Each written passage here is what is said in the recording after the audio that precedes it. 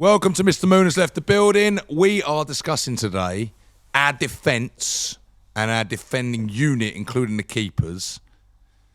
How bad is it? It's not good. It's definitely not good. And it hasn't been good for some time. I would say, it's arguably our worst defence we've ever had. What's weird, we never bought. Well, we bought a fifth choice centre back who maybe we'll see now. I have no idea. This Igor, what's his name? Igor something? Can't even remember what his name is. Madsson. Yeah, exactly. I don't know his name. We've signed him. Can't remember his name. Madsson, our record keeper signing, looks The man worse with no and arms. worse and worse each week, doesn't he? The man with no arms. Yeah, he's just so small. He's got no presence as a goalkeeper. He's got no presence in that goal. I watched City at the weekend against United. Donnarumma. He's an absolute beast of a keeper. And you just feel so safe with someone like that in goal. Comes out, so commanding at corners and stuff like that. And he's just so. Admittedly, he's 6'5". I think he's a big keeper. He's 6'1", I think, Madsson, isn't he? Yeah, but it makes such a difference. But Madsson, there's just nothing of him. And at corners, he just gets bullied every. He's so weak, isn't he? Yeah, he's so weak. I do feel for him, but he's just. Well, I don't really. You're either good or you're not. No, of course. He looks like Roberto, doesn't he? I know he's getting called Roberto too. He looks like Roberto, doesn't he? He has been. It's funny because Roberto is cult hero for being as bad, but I actually think Madsson so far has actually been worse. Weirdly, he's given more goals away, hasn't he? There's not much in it. Of our worst ever keeper was Roberto. Madsson seems to have given more away. I think we're kind of sticking with him, but obviously big news this week is Fabiański's back. The Polish prince. Get him back. How he was ever let go, I don't know. It just made no sense. It shows the shambles our club is, to be honest with you, now. That we've let a 40-year-old goalkeeper go and then bringing him back because it's that bad, all under the guise that Fodringham was offered a deal somewhere. I don't know how true that was. I think they've just thought, we're in big trouble here. Who can we go and get? It's another scattergun approach. So now, can you see Fabiański going in the sticks very soon? I can easily see that happening, yeah. I mean, just going back to that, again, just clubs' decisions. We didn't need... This was Potter's priority position, one of his priority positions to get this keeper in. We've got no money, and yet he wants to spend, nearly 20 million on a goalkeeper when we're desperate, obviously for midfielders, even defenders. But this was his priority, just to get this guy in. When we didn't need to get him in, we had Fabiański. Do you know what I mean? Areola could have got you through for a season.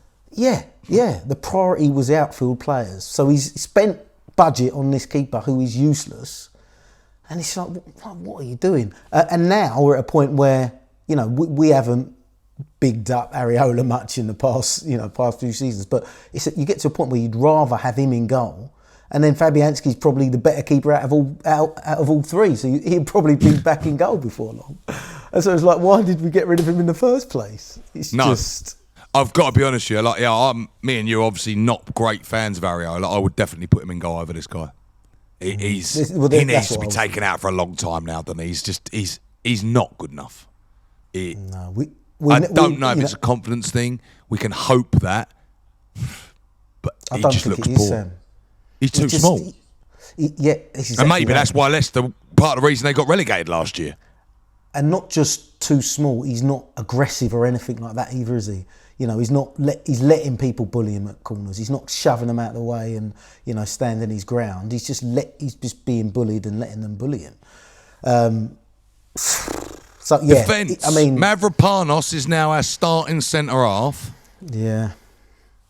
Not ideal. And actually, I'm not having a... Do you know what? I am actually having a dig at the whole defence. I keep saying that, like I'm not having a dig. They're useless. They can't defend. right? Now, I do think, obviously, the midfield in front of them doesn't help at all, and the strikers, and that does not help.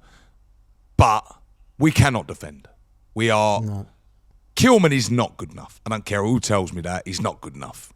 Another weak defender. The zonal marking at corners only works if you got two centre-halves that are really going to go and win that ball. Like Liverpool, where Van Dijk and Kanate say you can put it anywhere you want, basically. We're going to go and win this. But we have zonal marking with people that don't jump.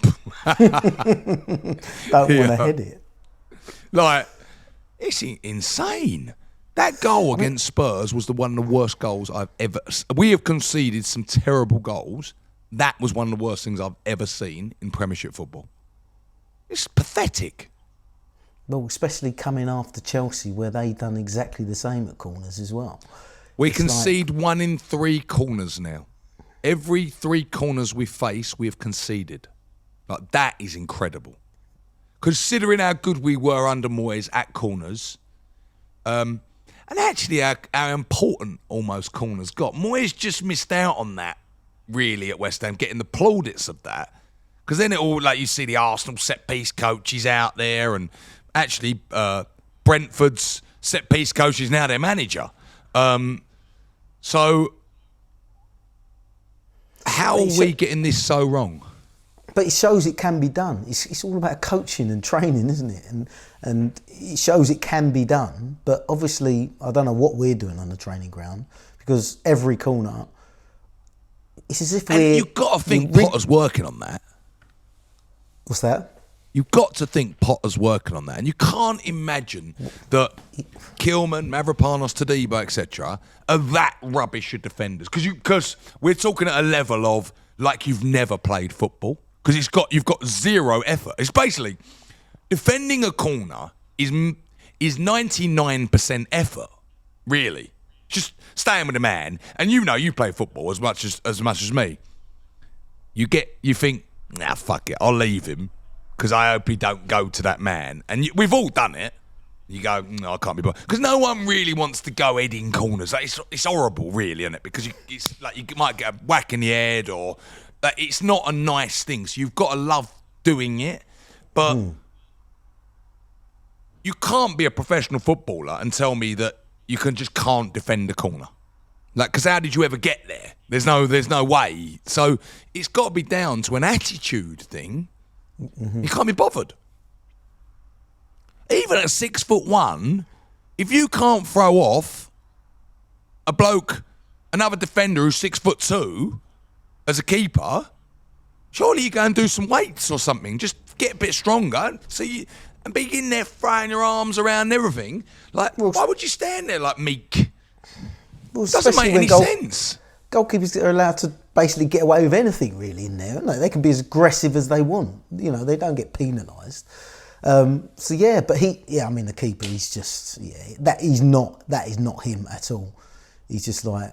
What's the answer to our defence? Is there an answer? Well, and that's the thing. Like, I was thinking individually, Mavropanos isn't a world beater. Kilman certainly isn't a world beater either. But I feel they're okay, and the fullbacks are decent enough. So as a unit, like you look at teams like Burnley and some of the teams that come up, some of the players. Yeah, you look at them players and you'd say, well, I'd put them in over all them players at Burnley or Leeds. Exactly. So it's coaching, and it's coaching defending as a unit. Like we did mention that the midfield doesn't help at all, but the goals that Tottenham scored wasn't really anything to do with bad, big midfield play or the midfield players getting overrun, anything like that. It's just bad defending. Like the third goal. Kilman should be throwing himself in front of Van der Ven to stop that shot. And he does the old, when they put their hands behind their back. Oh, yeah. It's like a half-hearted attempt to stop it was so easy, wasn't it? When you just see it was like they passed it. It wasn't hard at all. It was a soft goal. Training style goal. And it's like you say, you've just got to love defending. You've got to love throwing your body in front of the ball. And I don't know if these players do, and I just don't think they're coached very well as a unit, and maybe all summer we've been we've been training with the 5 at the back, and now we're going. And to we 4 haven't at the trained back, it. Yeah, exactly. And we haven't trained it. So I don't know. I wonder if someone like Moyes or Mourinho came in and they put someone like Souček at the back Maybe.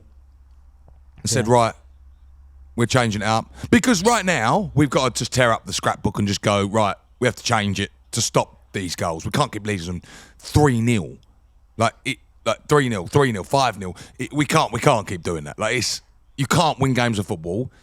It's funny. I saw Roy Keane go mad on it earlier, and I'm very much like it. When he said, why is being like defensive, why is it boring? He said, it's a bloody art to do that, to stop people. It's a complete art. He said, I hate people that say that you can't, like, because you can't be like held to the lever going forward. He said, but you can't win games if you can't defend the ball. Ange proved that last year. And Thomas Frank's gone straight in there with the exact same defence and shown they can defend. Exactly. So it is definitely part of the coaching, because actually that is a good analogy, actually. Ange proved them, they look like the worst defenders in the world. Thomas Frank, they're second in the league, Spurs. I think they've got 3 clean sheets as well, I think. So how can you go from that to that in a matter of months? And that's where you say Graham Potter's not good enough. Yeah, that one definitely. And Lopetegui wasn't good enough. And it just, I don't know, it's really bad. But that defence, I don't know what he's going to do to change it this week, but he needs to change something. And I was convinced that we played a terrible Nottingham Forest side that week, rather than we looked amazing. I was convinced of it.